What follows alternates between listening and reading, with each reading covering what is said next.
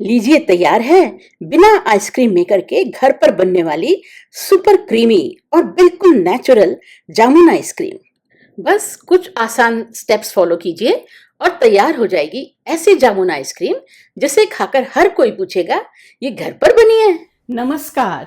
आजकल जामुन का सीजन है और इस बार जामुन बहुत अच्छे आ रहे हैं। तो मैंने सोचा क्यों ना इस चीज़ का फ़ायदा उठाया जाए और आज मैं बना रही हूँ जामुन आइसक्रीम। ये मैंने ले लिए हैं 350 ग्राम जामुन। आप जब बाज़ार से जामुन लाएं तो कोशिश करिए कि अच्छे पके हुए जामुन हों। वो मीठे भी ज्यादा होंगे और सॉफ्ट भी होंगे। मैंने ये जामुन अच्छी तरह से धो लिए हैं और अब मैं चाकू की सहायता से इनका गूदा निकाल ले रही हूँ और गुठली अलग कर दूंगी। बस इसी तरह से बीच में जो बड़ी गुठली होती है ना, उसके चारों तरफ से इस तरह से चाकू से आप निकाल लीजिए सारा गूदा। तो ये देखिए इस तरह से मैंने सारे जामुनों का गूदा अलग कर दिया और गुठली अलग निकाल के रख दी। गुठली हटाने के बाद इनका वेट है करीब 225 ग्राम। तो ये जामुन जामुन पर डिपेंड करता है, किसी की गुठली छोटी होती है उससे कोई फर्क नहीं पड़ता। अब जामुन के इस गूदे को मैं एक पैन में डाल दे रही हूँ और इसमें डाल दे रही हूँ 1/4 कप चीनी, बल्कि 1/4 कप से भी थोड़ी सी कम ही चीनी डाल रही हूँ क्योंकि इस आइसक्रीम में मैं कंडेंस्ड मिल्क भी यूज करूंगी। तो अगर जरूरत होगी तो बाद में थोड़ी सी चीनी और ऐड कर दूंगी। अब मैं इसमें डाल दे रही हूँ 1 टेबल स्पून पानी और अब गैस ऑन करके इसको मैं पकाऊंगी। इसे हमें धीमी आंच पर पकाना है जब तक कि सारी चीनी पिघल ना जाए और साथ में जामुन भी अच्छी सॉफ्ट सी हो जाएगी। बहुत से लोग सारे जामुन को पीस देते हैं और फिर उसकी प्यूरी डाल देते हैं आइसक्रीम में। मुझे अच्छा लगता है कि बीच में थोड़े थोड़े से जामुन के चंक्स भी आए। तो इस तरह से मैं पहले जामुन के टुकड़े करके और इनको पका ले रही हूँ। अब मैंने इसे अच्छी तरह से मिक्स कर दिया है और इसको मैं ढक के धीमी आंच पर थोड़ी देर पका लेती हूँ।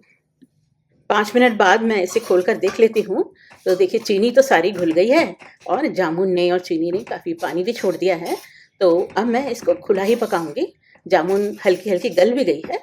बीच बीच में इसे चलाते भी रहेंगे और थोड़ा थोड़ा जामुन को मैश भी करते रहेंगे जिससे कि हमें एक अच्छा थिक सा इसका मिक्सचर मिल जाए। तो अब देखिए ये काफ़ी गाढ़ा हो गया है।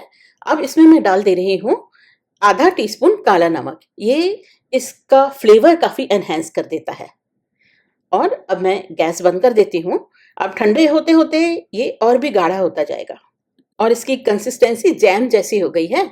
इसको बोलते हैं कंपोट। अब इसमें मैं डाल दे रही हूँ 1 टीस्पून नींबू का रस। नींबू का रस फ्लेवर तो देता ही है, साथ में ये जो इसका ब्राइट पर्पल कलर है ना, उसको भी स्टेबलाइज करता है। तो अब मैं जामुन को और अच्छे से मैश कर ले रही हूँ और उसके बाद इसको ठंडा करने के लिए छोड़ दूंगी।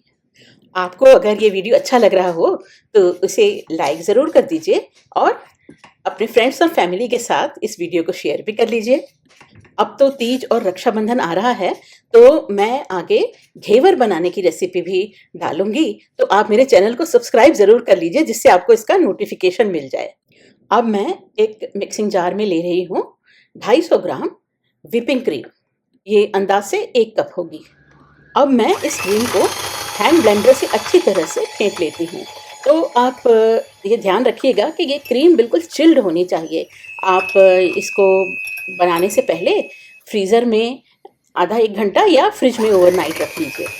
हमें इसे तब तक फेंटना है जब तक कि ये डबल ना हो जाए और इसमें सॉफ्ट पीक्स ना बनने लग जाएं।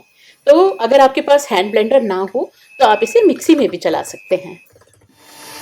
इसे फेंटते हुए मुझे अंदाज से 8 मिनट हो गए हैं और अब ये क्वांटिटी भी इसकी बढ़ गई है, डबल हो गई है और इसमें सॉफ्ट पीक्स भी बनने लगे हैं।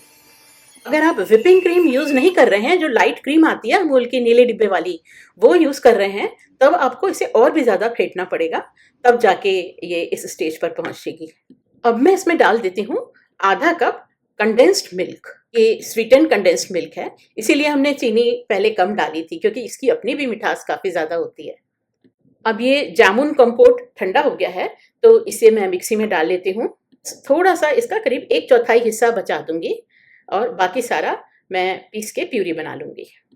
तो प्यूरी बनाने से आइसक्रीम में एक बहुत अच्छा ब्राइट पर्पल सा कलर आ जाएगा। तो ये देखिए इसकी प्यूरी तैयार है। ये देखिए इस तरह से और अगर छोटे-मोटे जामुन के टुकड़े इसमें बच भी गए हों, तो उसकी कोई चिंता करने की ज़रूरत नहीं है। अब मैं इस प्यूरी को कॉम्पोट में मिक्स कर देती हूँ।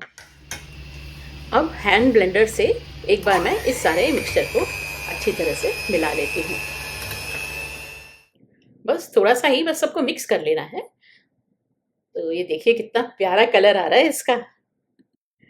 ये देखिए कितनी सुंदर लग रही है। चलिए बस इतनी मिक्सिंग काफ़ी है।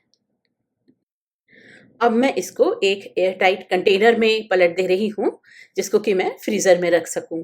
तो आप जैसे काँच का ज़रूरी नहीं है, एल्युमिनियम का या जो केक का टिन आता है उसे भी यूज़ कर सकते हैं। थोड़ा-सा जो कंपोट मैंने बचा लिया था, वो अब मैं इसमें डाल दे रही हूँ। तो ऐसे हर तरह स्प्रेड कर दीजिए, ऊपर ही ऊपर रखिए बस, ऐसे नहीं कि अंदर मिक्स मत करिए। बस इस तरह से रख के एक टूथपिक लेके इसको मैं इस तरह से स्विश कर दूँगी। तो देखिए इस तरह से इस पर थोड़ा-सा मार्बल इफ़ेक्ट सा आ जाएगा। ऐसे बस हल्का-हल्का सा फैला दीजिए सारे में। वैसे तो ये एयर टाइट कंटेनर है, लेकिन फिर भी एज़ अ प्रिकॉशन कि इसके ऊपर बिल्कुल भी बर्फ ना जमे, मैं एक क्लिंग फ़िल्म इसके ऊपर बिछा दे रही हूँ। इस तरह से इसकी ऊपरी सतह पर एकदम चिपका के लगा दीजिए।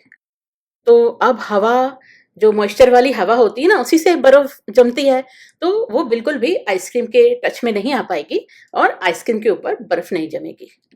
और अब इसके ऊपर इसका ढक्कन लगा देती हूँ। तो ये लीजिए, ये अच्छी तरह से बंद हो गया। अब इसको मैं फ्रीज़र में रख दूँगी। इसे कम से कम 8 घंटे लगेंगे जमने के लिए। मैंने इस आइसक्रीम को ओवरनाइट ही फ्रीज़र में छोड़ दिया था जमने के लिए। अब देखते हैं कैसी जमी है। इसे खोल के देखती हूँ। अब ऊपर जो क्लिंग फिल्म लगाई थी उसे भी हटा दूँगी। तो आइसक्रीम तो अच्छे से जम गई है। अब इसे हम स्कूप आउट करके देखते हैं। क्योंकि इसे हमने रात भर फ्रीज़र में रखा था, तो अच्छी टाइट जम गई है। तो मैंने स्कूपर को पहले गर्म पानी में डाल दिया था और अब उसको मैं आसानी से निकाल पा रही हूँ। देखिए कितनी प्यारी लग रही है। इसमें जो हमने ऊपर से इसका जामुन का कंपोट डाला था, उसकी वजह से ये छोटे-छोटे जामुन के टुकड़े भी आ रहे हैं और बीच-बीच में डार्क पर्पल शेड भी आ रहा है, जो कि बहुत अच्छा लग रहा है। तो मैं एक स्कूप और निकाल लेती हूँ। तो बस ये लीजिए कितनी प्यारी सी जामुन आइसक्रीम। अब इसे ज़रा टेस्ट करके भी देखती हूँ।